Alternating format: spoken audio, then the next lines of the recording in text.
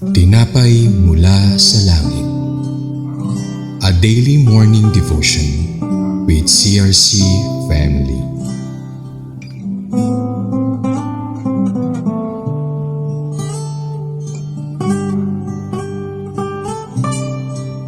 Mapagpalang umaga po sa lahat. Tayo po ngayon ay babasa sa Numbers chapter 14 verse 1 na pinagmagatang Israel's sorrow at facing the choice between faith and unbelief. Pero bago po tayo magsimula, tayo po ay manalangin. Aming Diyos na dakila at tapat, salamat po sa napakagandang umagang ipinagkaloob mo sa amin. Naway ihanda mo po ang aming mga puso, tenga at isip upang malugod naming matanggap ang biyayang nagmumula sa iyo sa umagang ito. Pakalinisin mo po kami upang tumimo sa aming puso at isipan ang salitang ibabahagi mo sa amin.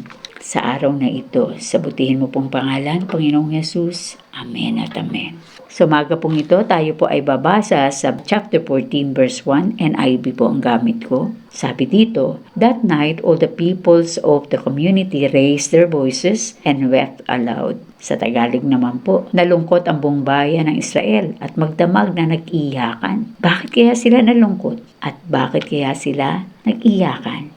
Iyon ay dahil po sa balita ng 12 espiya. Kung tayo po ay babalik o tayo po ay nakatune in kahapon, ito po ang message kahapon na kung saan si Moises ay nag-send ng 12 espiya. At dalawa doon ay si Caleb at si Joshua. Sabi ng dalawa ay nais nilang lusubin ang lugar na kanilang tiningnan at sigurado mapapagtagumpayan nila iyon. Hinikayat nila ang buong bayan ng Israel. Subalit, kabaliktaran naman ang sinabi ng 10 espiya. Dahil ayon sa kanila, maganda nga mataba ang lupa doon. Ngunit, may naninirahan doong higante at tipaklong lang ang mga Israelita para sa kanila. Kaya naman, ang buong bayan ay nalungkot at naguluhan kung sino sa kanila ang nagsasabi ng totoo.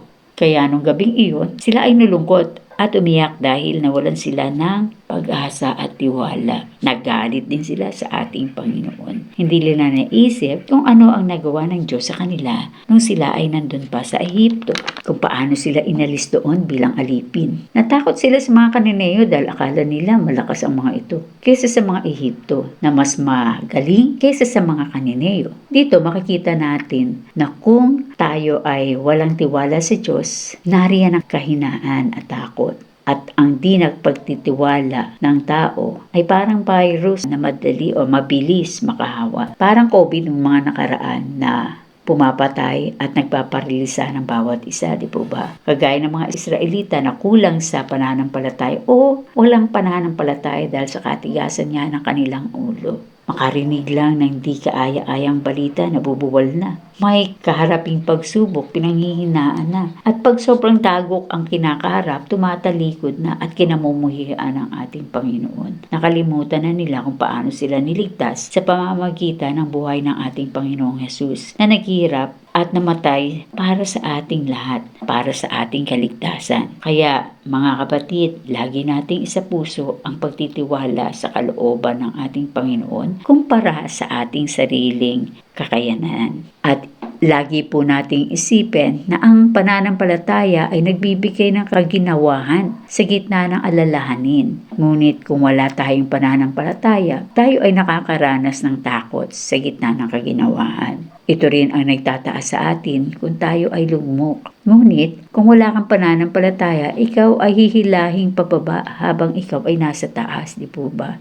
At doon din naman po sa pananampalataya, tayo ay nalalapit sa Diyos. Pero, inilalayo naman tayo sa Diyos kung wala tayong pananampalataya. At doon dumadating ang pagkamuhi at pagsisisi sa Panginoon sa lahat ng nangyayari sa ating buhay. At ito rin ang nagbibigay sa atin ng kagalakan sa gitna ng kalungkutan. Habang kapagyatian naman ang hatid nito sa mga taong walang pananampalataya. Kaya po mga kapatid, lagi po nating tandaan na nangako ang ating Diyos na isasama niya tayo sa kanyang paraiso sa kalangitan kung tayo ay susunod sa kalooban niya. Kaya magtiwala, manampalataya at sumunod lamang tayo sa Panginoon. At alam po natin na tayo ay nasa matuwid na daan. Tayo pong lahat ay manalangin. Buting Diyos, salamat po sa patuloy mong paggabay at pagtuturo sa amin kung paano ka namin pagtitiwalaan ng lubusan. Huwag mo po kaming hayaang mawala ng tiwala at magkaroon ng takot sa anumang pagsubok o alalahanin sa aming buhay.